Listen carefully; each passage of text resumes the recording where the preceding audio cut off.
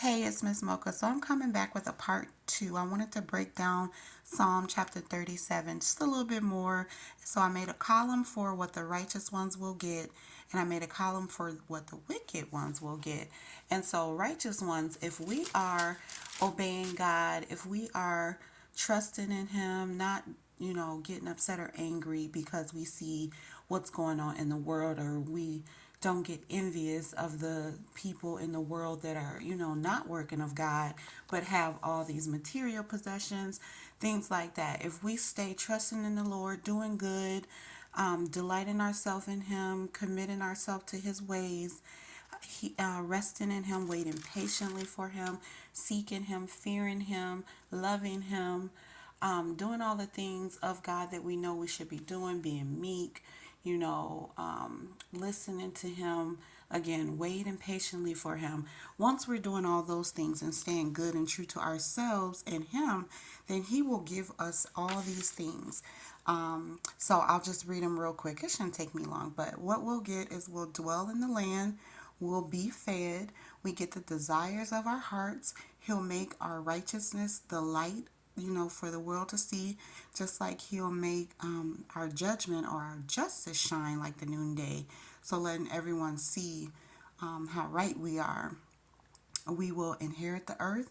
We will get an abundance of peace. And if we have little, that will be better than the riches of the wicked. He upholds us high. We'll get inheritance forever.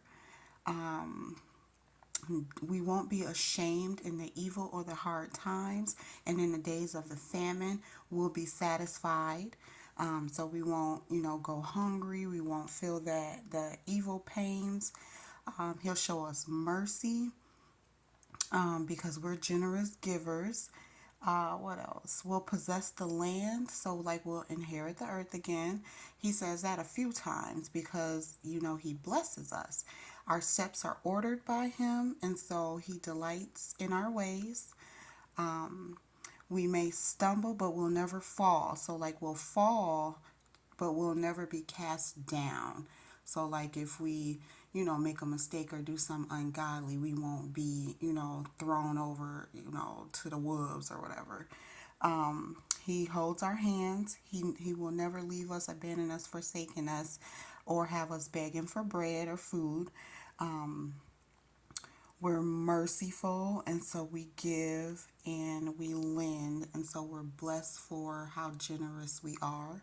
We will dwell in the land forever because we do good and we turn away from evil. And then we speak wisdom and we bring judgment, teaching people right from wrong. Since we put God's laws in our hearts, our steps will not slide from God's path, and God will not let us be killed or condemned or judged on trial, by who, by the evil ones, by the worldly people, by the ones that are out to get us. He will give us land. We'll have a peaceful life for being that perfect man or woman of God. And so God will be our strength and our salvation. He will help us and deliver us from the evil ones. And He'll save us because we trust in Him. So that's what we get for being righteous. And the evil ones, the wicked ones, this is what they get. They'll soon be cut down like grass and wither as green herbs. So basically, they're going to die off like grass. God's going to cut them down. I thought that was funny because it literally says that He was going to cut them down like grass. And so they'll be cut off, they'll be killed.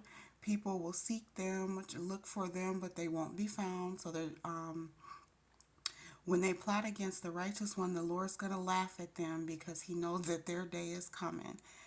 He will, so they'll use a sword and they'll mean it for the righteous ones and try to kill us.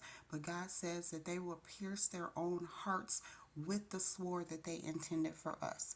Their arms will be broken. They shall perish and die. They'll disappear. They're always borrowing and never repaying. The Lord cursed them. Again, they will be cut off and dead. And He says that a couple times. They watch the just and the righteous ones and try to kill them, but instead they will be destroyed and they won't be found. So that's what you get for being evil or wicked in God's eyes when judgment comes upon you. And so I think everyone should go ahead and start being righteous if you're not already, because that judgment for being wicked is not something nice. All right, so that is my part two, breaking it down a little bit more, righteous versus the wicked ones. Thanks for listening.